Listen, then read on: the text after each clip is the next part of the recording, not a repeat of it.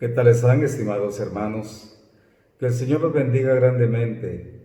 Para mí es un gran gozo saludarlos en el amor del Señor.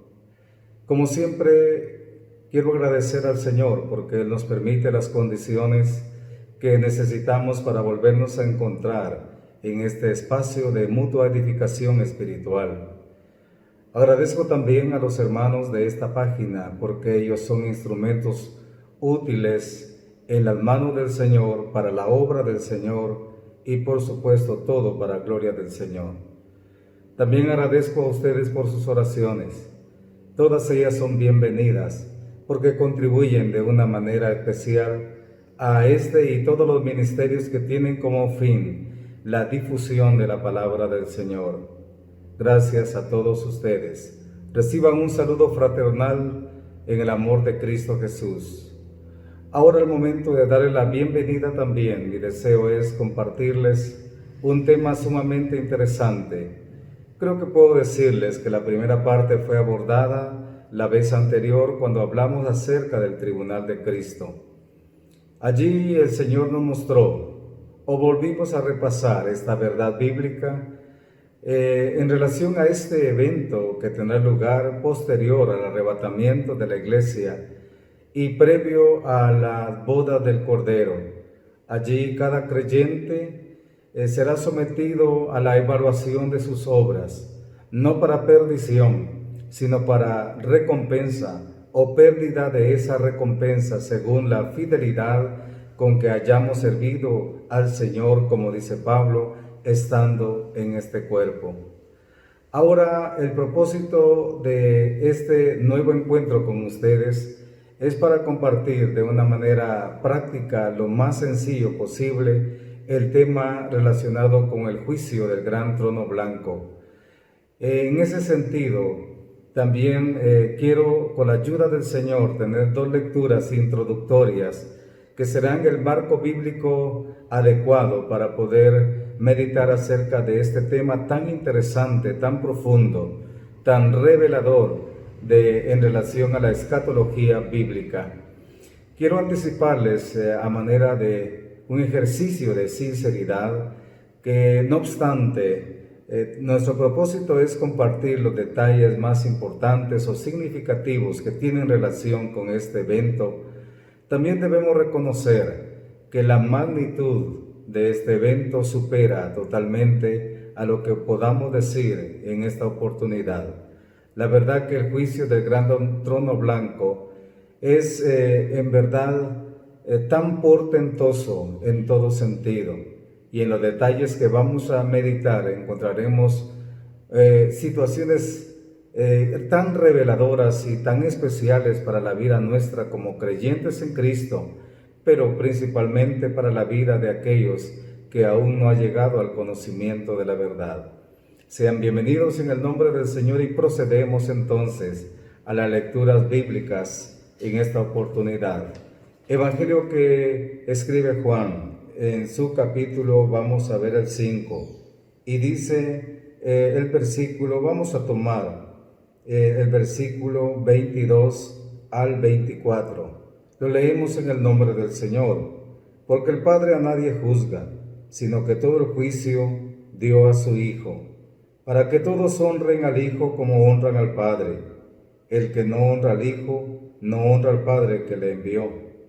De cierto os digo, el que oye mi palabra y cree al que me envió, tiene vida eterna, y no vendrá condenación, mas ha pasado de muerte a vida. Ahora tengamos la siguiente lectura, y lo haremos acá en el libro de Apocalipsis, su capítulo es 20. Esta es la parte final del capítulo 20, y quiero anticiparles también que hay un orden escatológico muy interesante a partir del capítulo 19 y versículo 11, extendiéndose a lo largo de esta parte de la palabra del Señor hasta desembocar en Apocalipsis 19, es decir, Apocalipsis 20 y su versículo 15. Ahora, con la ayuda del Señor, vamos a dar lectura, capítulo 20 de este libro de Apocalipsis y versículo 11. Prestemos mucha atención a los detalles que vamos a encontrar. Y vi un gran trono blanco, y el que estaba sentado en él, de delante del cual huyeron la tierra y el cielo, y ningún lugar se encontró para ellos. Y vi a los muertos grandes y pequeños de pie ante Dios, y los libros fueron abiertos. Y otro libro fue abierto, el cual es el libro de la vida. Y fueron juzgados los muertos por las cosas que estaban escritas en los libros, según sus obras. Y el mar entregó los muertos que habían en él, y la muerte y el Hades entregaron los muertos que había en ellos, y fueron juzgados cada uno según sus obras, y la muerte y el Hades fueron lanzados al lago de fuego. Esta es la muerte segunda. Y el que no se halló inscrito en el libro de la vida fue lanzado al lago de fuego. Es bendita la palabra del Señor. Estimados hermanos, alguien dijo en una oportunidad, este es un pensamiento que yo comparto también, que esta es la tragedia para el hombre no regenerado, la tragedia más grande de todos los tiempos. Inclusive cuando hablamos acerca de la doctrina de la retribución eterna, si queremos sintetizar el pensamiento de esta doctrina, podemos llegar a un resumen indicando que la conciencia del hombre es interminable aún después de la muerte, y ya no hay lugar para un arrepentimiento ni un cambio en el futuro de estas personas. Se quedarán para siempre, jamás en el estado de alejamiento y miseria, aquellos que decidieron en realidad irse de esta vida ajenos al llamado de Dios. Permanecerán en ese mismo estado. No habrá un efecto reversible a aquellos que se fueron de esta vida, pero nunca pudieron llegar a una reconciliación con Dios. Es muy importante mencionar también que el trono que ve Juan es un trono dispuesto, está preparado para la celebración de un juicio. Considero que este juicio es el más grande de todos los tiempos en relación a toda civilización humana. Acá están concentrados todos los hombres de todas las edades, de todos los tiempos, independientemente a su estatus social.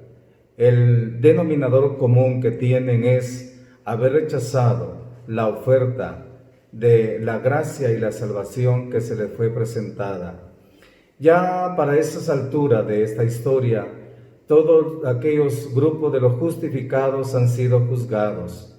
Por lo tanto, los que están a punto de comparecer frente al trono blanco, en realidad podemos resumirlo como que son todos los impíos de todas las épocas. Aquí está toda la historia humana resumida, en realidad, toda la historia humana, todas las dispensaciones también. Lo cierto es que todos estos que están a punto de comparecer, en realidad, estimados hermanos, todos ellos han tenido oportunidades a lo largo de toda la historia.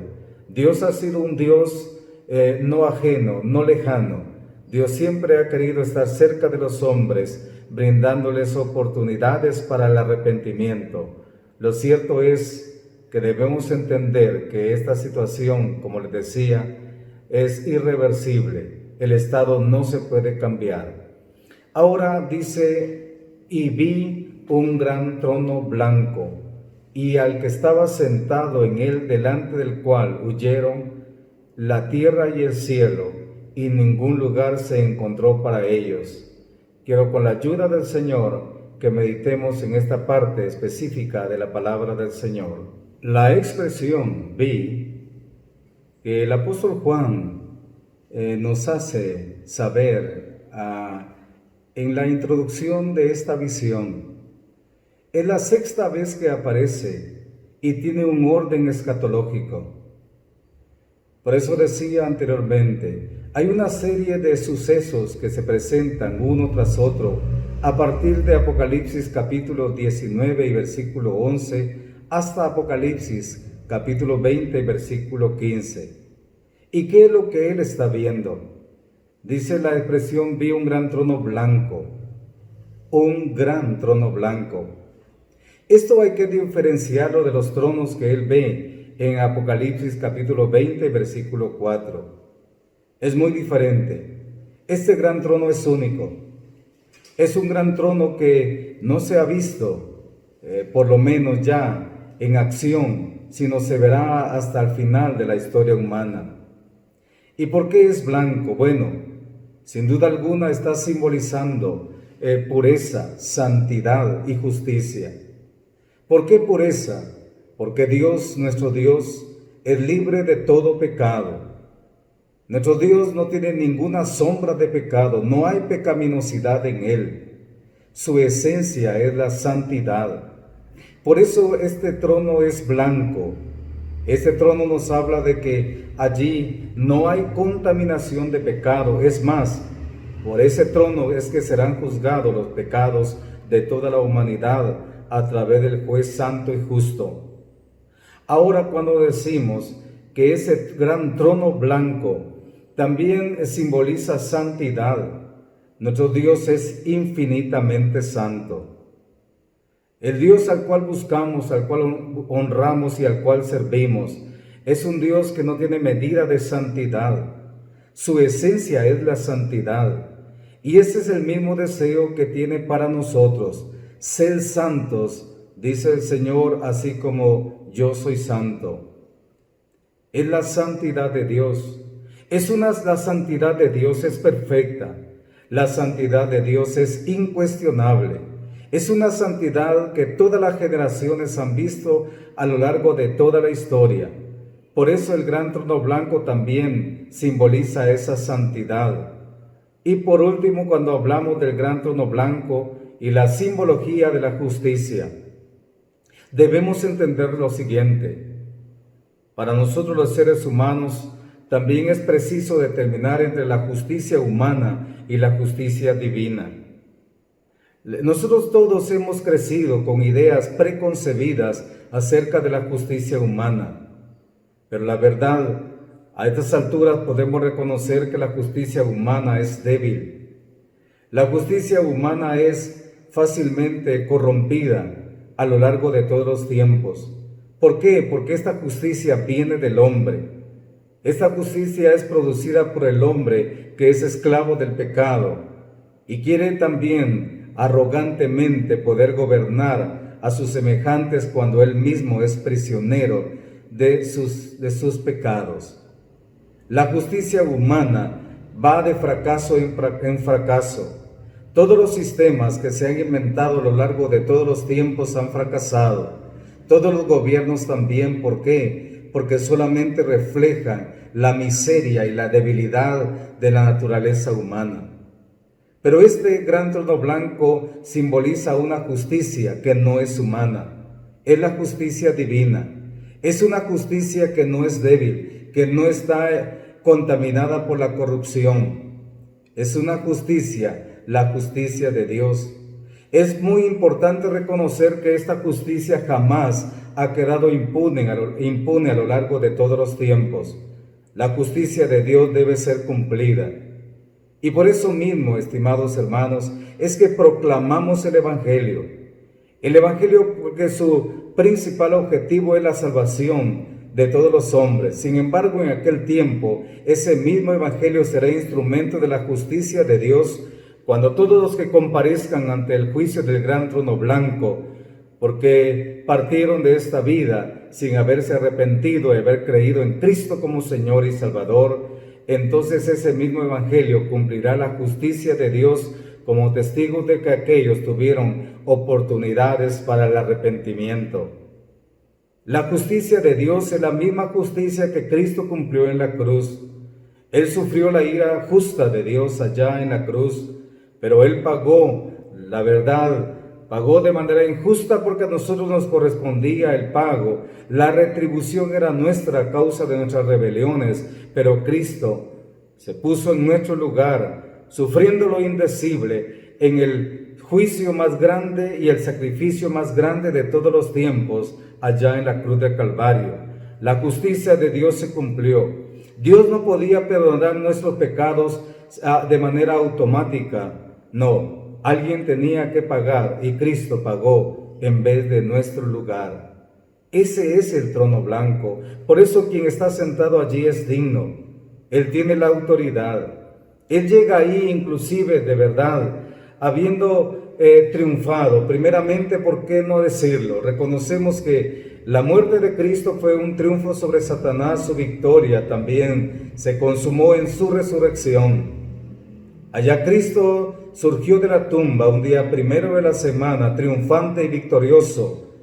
Y hoy, como dice el apóstol Pablo, la resurrección de Cristo es la esperanza nuestra también de resurrección. Pero según el orden escatológico de los eventos, en los cuales se establece el gran trono blanco, Cristo también para ese entonces vendrá de la victoria o en victoria sobre sus enemigos.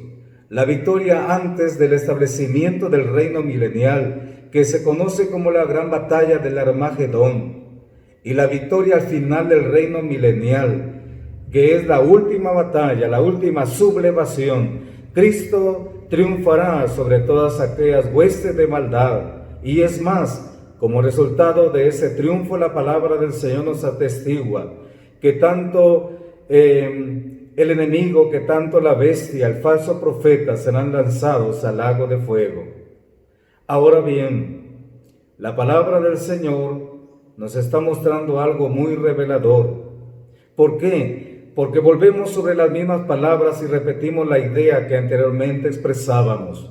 Dice, y vi un gran trono blanco, y al que estaba sentado en él. Bueno, el juez justo está a punto de iniciar el juicio. Es ese mismo el cual el apóstol Pablo también hacía referencia cuando él le habló a aquellos varones atenienses. No nos olvidemos de ese detalle. Dice la palabra del Señor en Hechos, que su espíritu se enardecía viendo la ciudad entregada a la idolatría.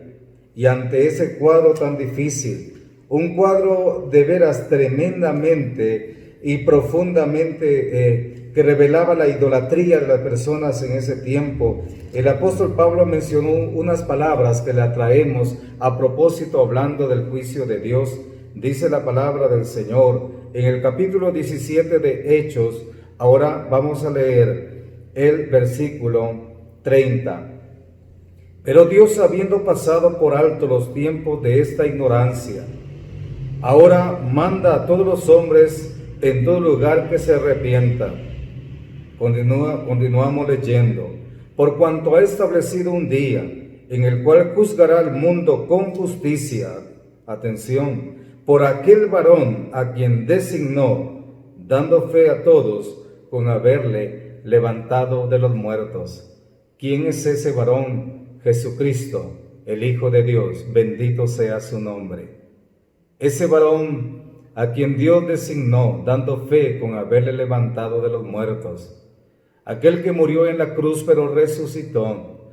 Aquel que pagó por nuestros pecados, que sufrió lo indecible en la cruz del Calvario, es el único que tiene la autoridad y la dignidad para sentarse en ese gran trono. Un día y hasta el día de hoy es el Salvador de todos aquellos que, arrepentidos de corazón, llegan ante Él, confesando sus pecados y creyendo en Él como Señor y Salvador.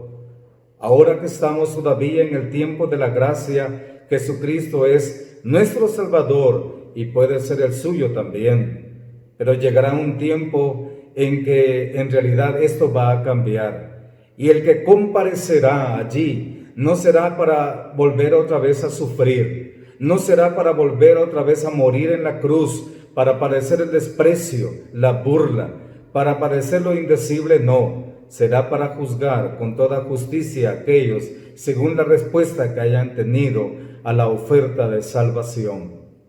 Y hay un detalle interesante. La palabra del Señor nos mostró que delante de este juez huyeron, dice, la tierra y el cielo, y ningún lugar se encontró para ellos.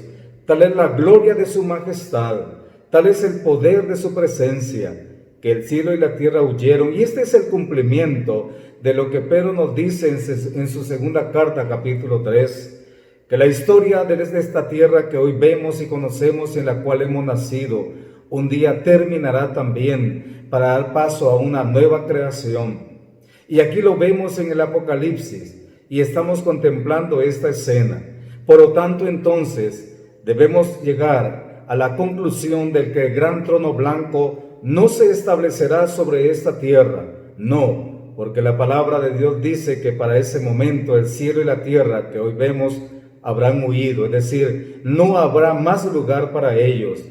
El juicio del gran trono blanco tendrá lugar en un lugar del infinito, en la inmensidad. El juez se sentará y el juicio se celebrará, el juicio más grande de todos los tiempos. Continuemos en la meditación de la palabra del Señor. Ahora vamos a leer Apocalipsis capítulo 20 y versículo 12. Y vi a los muertos grandes y pequeños de pie ante Dios, y los libros fueron abiertos, y otro libro fue abierto, el cual es el libro de la vida. Y fueron juzgados los muertos por las cosas que estaban escritas en los libros, según sus obras. Algo llama la atención aquí. Es la séptima vez que Juan pronuncia y vi. Como decía, esto hace ver que están sucediendo una serie de episodios. Vez tras vez, hay un orden escatológico allí de cómo suceden las cosas. Todo está previamente ordenado y responde al plan de Dios, y es el momento de la consumación entonces de ese plan de Dios. La palabra del Señor dice, y los libros, dice, y vi a los muertos grandes y pequeños de pie ante Dios. La expresión grandes y pequeños nos está diciendo que todos están delante de Dios. No hay una categorización social. Grandes o pequeños, ante el juicio del gran trono blanco, en realidad no está impune de aquel que ha sido grande, ni tampoco menosprecia al que ha sido pequeño. Todos están delante del gran trono blanco. Aquí no hay una medida humana. No hay influencia humana tampoco. Dios es un juez justo. El gran trono blanco, como decíamos, ahí hay pureza, hay santidad y hay justicia. Y la palabra del Señor nos dice que están de pie ante Dios porque el momento ha llegado. El momento en que los libros serán abiertos, como dice aquí, los libros fueron abiertos. Esos libros, sin duda alguna, no son más que la manera de poder explicar los registros, los hechos, las acciones de todas las personas que siguen vigentes, porque esos pecados no fueron lavados por la sangre de Cristo. Son los hechos de la vida pecaminosa, el resumen de una vida de rebelión delante de Dios. Pero esos pecados no han sido redimidos por Cristo en la cruz, porque los hombres que están allí de pie delante de Dios son aquellos que han entrado sin la justificación por la fe. Hay un tema muy interesante, de verdad. El punto aquí no es haber vivido una vida en pecado. El punto aquí es haber muerto en esa misma situación.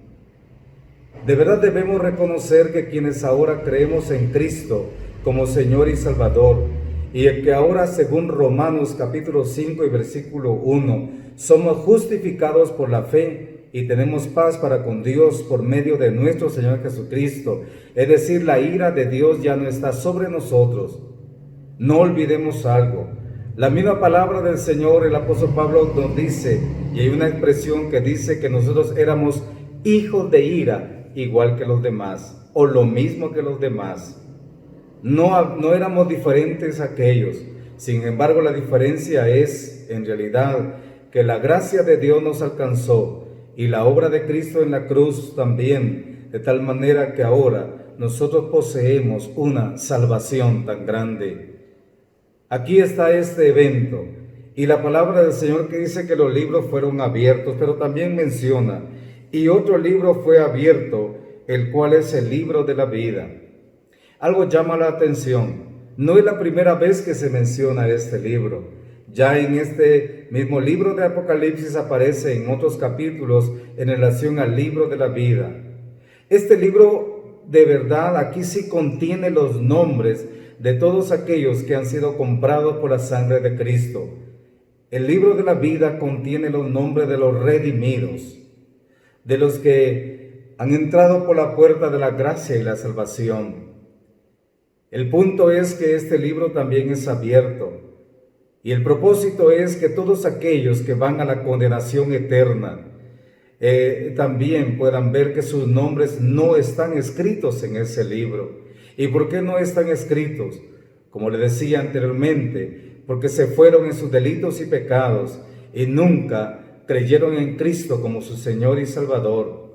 Quizás muchos de ellos creyeron que después de esta vida podían cambiar su situación, pero y muchos son los engaños de Satanás para esclavizar las almas de los hombres y procurar que partan de esta vida en esa incredulidad y la ceguera espiritual.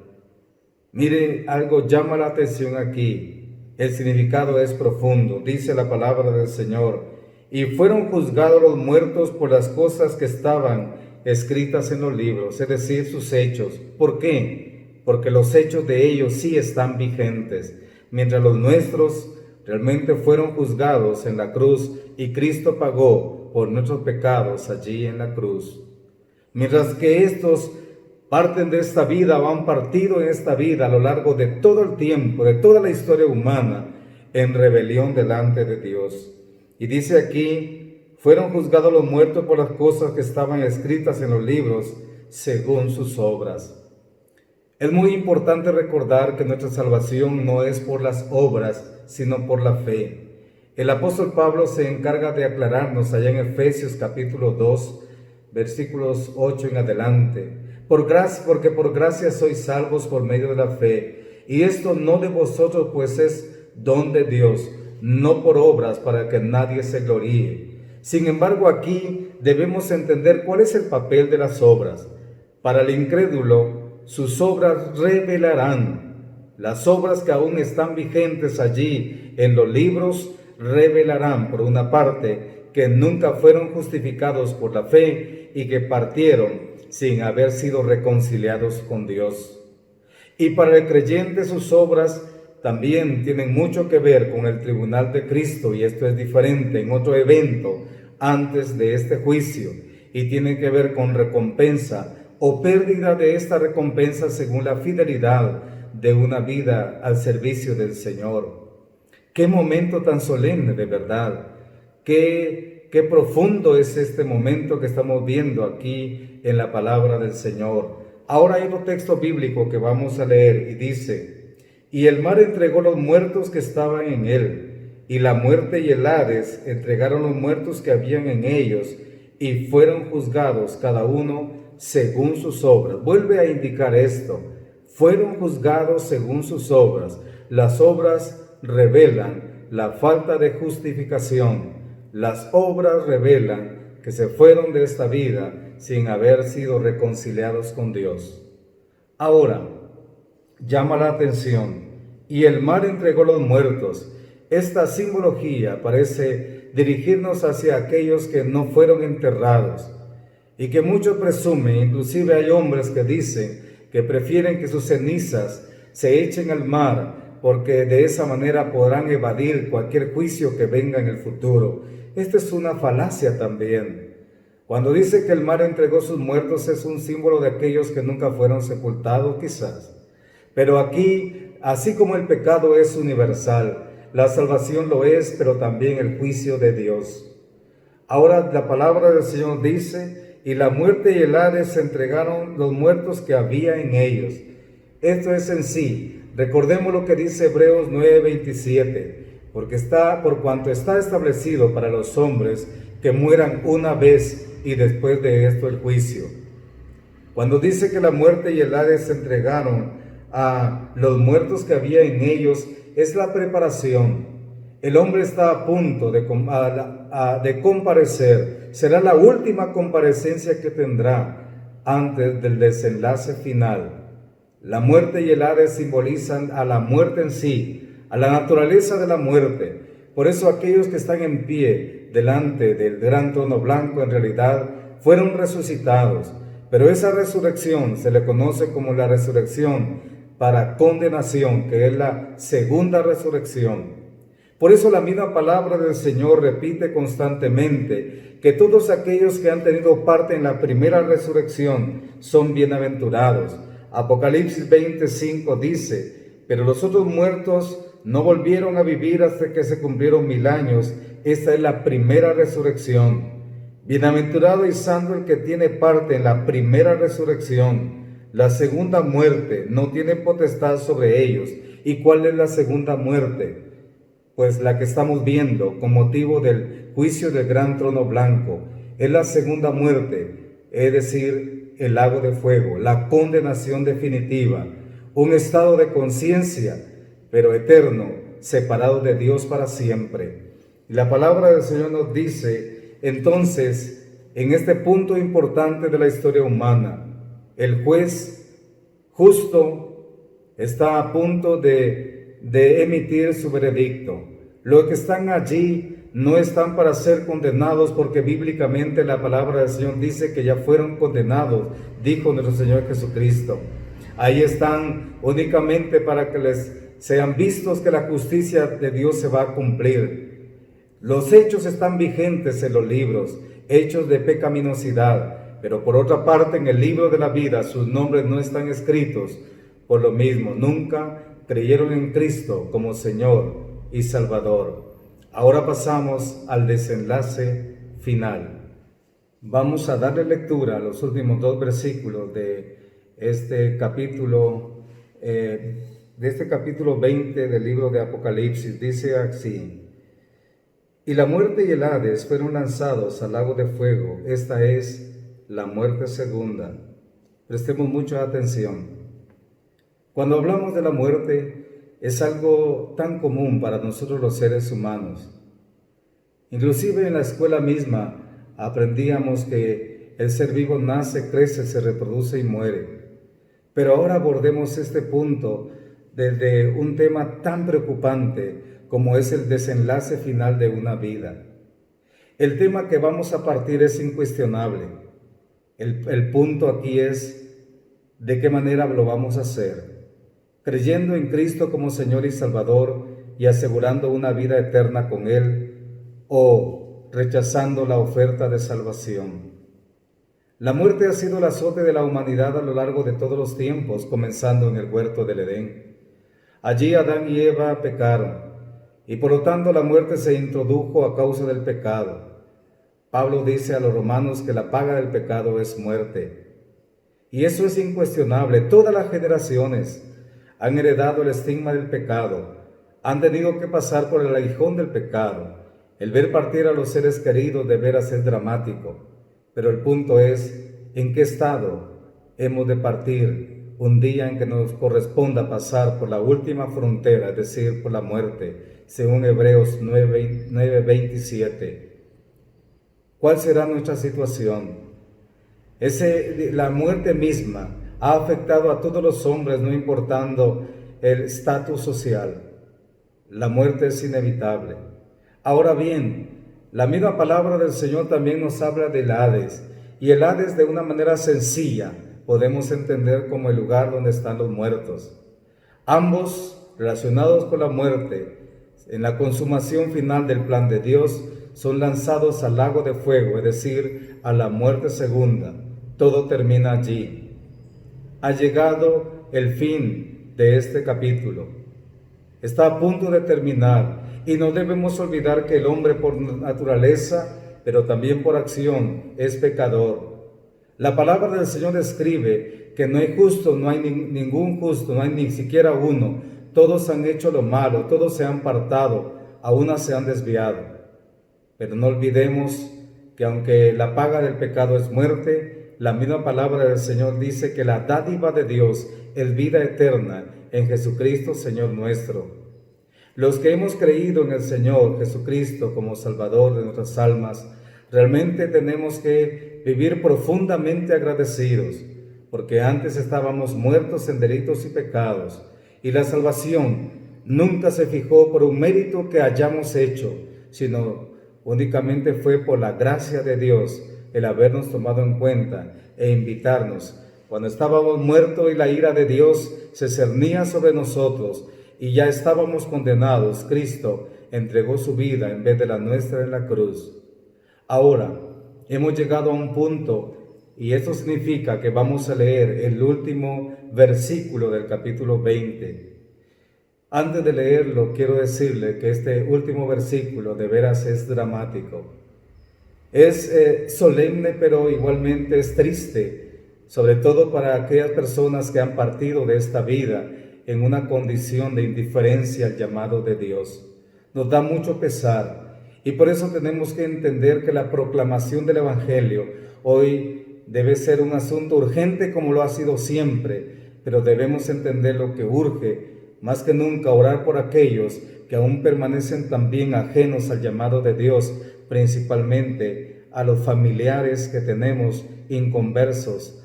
Por ello debemos orar y hablarles acerca del amor de Dios y el mensaje de salvación.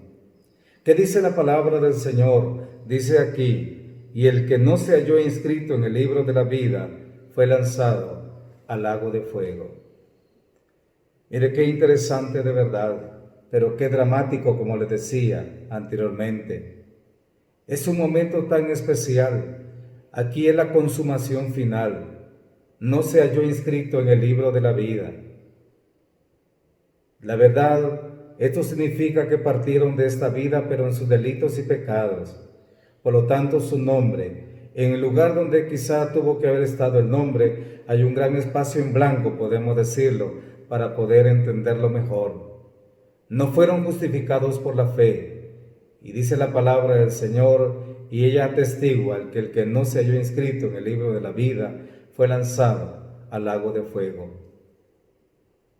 La verdad es que para concluir este mensaje hay un llamado de atención. El Evangelio en sí es una exhortación también, primeramente a nosotros los creyentes, para que podamos examinar nuestra vida. ¿Estamos o no estamos en Cristo? Nuestra vida refleja de verdad que vive en nosotros el Espíritu Santo. ¿Estamos siendo conformados a la imagen de nuestro Señor Jesucristo? Es muy importante que nos preguntemos esto, porque la respuesta que nosotros vayamos a dar tiene un estado eterno. Hay una situación eterna que depende de ello. No deben haber lugar para dudas, para incertidumbres, para quizás sí o no. Si hemos creído en Cristo como Señor y Salvador, la verdad que nuestra vida debe tener esa evidencia, porque la dinámica del Evangelio no es solamente haber creído y vivir de una manera que no agrada a Dios. La dinámica del Evangelio la vivimos cada día, dando fruto para gloria de su nombre. Es muy importante entonces que nos preguntemos, pero también para el inconverso, oyente de la palabra del Señor, si tú has escuchado este mensaje y este mensaje ha encontrado un espacio en tu vida, en tu corazón, el llamado es en primer lugar a que tienes que arrepentirte de tus pecados. Date cuenta de tu estado peligroso en el cual te encuentras en rebelión delante de Dios. Y luego del arrepentimiento también, el llamado es a creer en Cristo como Señor y Salvador. Es el único medio de salvación. El apóstol Pedro lo dice así: y en ningún otro hay salvación, porque no hay otro nombre bajo el cielo dado a los hombres en que podamos ser salvos. Hay un himno que a mí siempre me ha llamado la atención, hablando acerca del juicio del gran trono blanco.